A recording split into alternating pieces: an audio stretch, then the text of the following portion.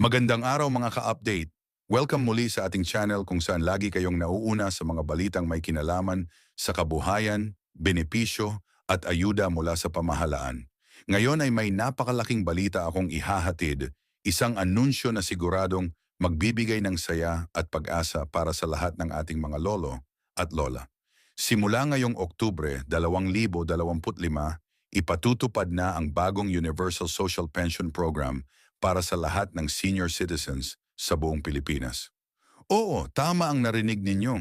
Hindi lang ito para sa iilan, kundi para sa bawat nakatatanda na may edad 70 o higit pa, basta't rehistrado at may hawak na opisyal na senior citizen ID. Matagal nang isinusulong ng taumbayan ang dagdag na pensyon. Sa nakaraang mga taon, ₱500 lamang ang buwan ng tulong na ibinibigay sa mga indigent seniors. Napakaliit kumpara sa tumataas na presyo ng bilihin at gamot.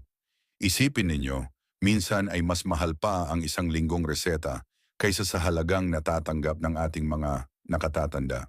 Kaya naman marami ang nanawagan na itaas ang pensyon at gawing mas malawak ang sakop. Sa wakas, narinig ng gobyerno ang panawagan. Ngayon mula Oktubre hanggang Disyembre 2025, unti-unti nang mararamdaman ng mga senior citizens ang bagong programa. Hindi na ₱500 kundi mas mataas na halaga.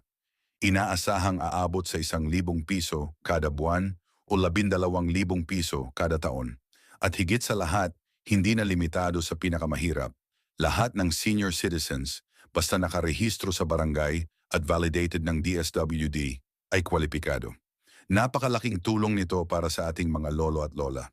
Kung dati umaasa lang sila sa kanilang mga anak o apo, ngayon ay may sariling monthly support mula mismo sa gobyerno. Maari na nilang magamit ang pera para sa gamot, bigas, kuryente, tubig, o kahit simpleng gatas at vitamins. Ang proseso ng aplikasyon ay mas pinadali rin.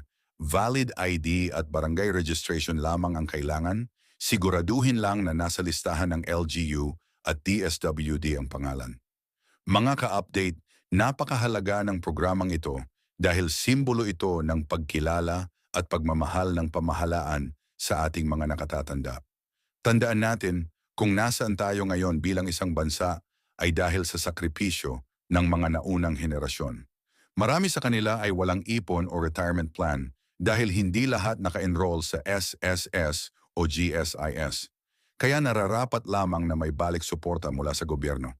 Kung sakaling may SSS o GSIS pensyon na si lolo o si lola, ayon sa panukala, maaari pa rin silang makatanggap ng bagong social pension. Maaari mang magkaroon ng ilang adjustments depende sa guidelines, pero layunin ng batas na mabigyan ng lahat. Mga halimbawa tulad ni na Mang Jose at Aling Maria ay sumasalamin sa tunay na benepisyo ng programang ito. Si Mang Jose, dating magsasaka, ay umaasa lamang dati sa ₱500 bilang indigent senior. Ngayon, may ₱1,000 na siya bawat buwan, 3 beses na mas malaki kaysa dati. Samantala si Aling Maria, isang 72 taong gulang na dating tindera, ay hindi naka-SSS kaya wala ring pensyon. Sa tulong ng bagong programa, hindi na siya basta aasa sa mga anak at kapitbahay. Mga ka-update, malinaw na ang epekto ng bagong pensyon ay hindi lamang pinansyal kundi emosyonal at moral. Ibinabalik nito ang dignidad sa ating mga senior citizens at pinapatunayang hindi sila nakalimutan ng lipunan. Siyempre, hindi mawawala ang posibilidad ng delay sa release dahil sa dami ng beneficiaries, pero ang mahalaga ay nakalaan ang pondo at tuloy-tuloy ang implementasyon. Kaya payo ko, makipag-ugnayan palagi sa inyong barangay o LGU at huwag mahihiyang magtanong. Sa pagtatapos, tandaan natin na ang tamang impormasyon ay daan sa mas maayos na buhay. Ang bagong Universal Social Pension 2025 ay isang konkretong hakbang para sa mas makatarungan at maaliwalas na pagtanda ng bawat Pilipino. Ako po si PH Pension Update. Huwag kalimutang i-like, i-share at i-subscribe para lagi kayong updated. Ingat lagi at God bless sa ating lahat. Kershoy.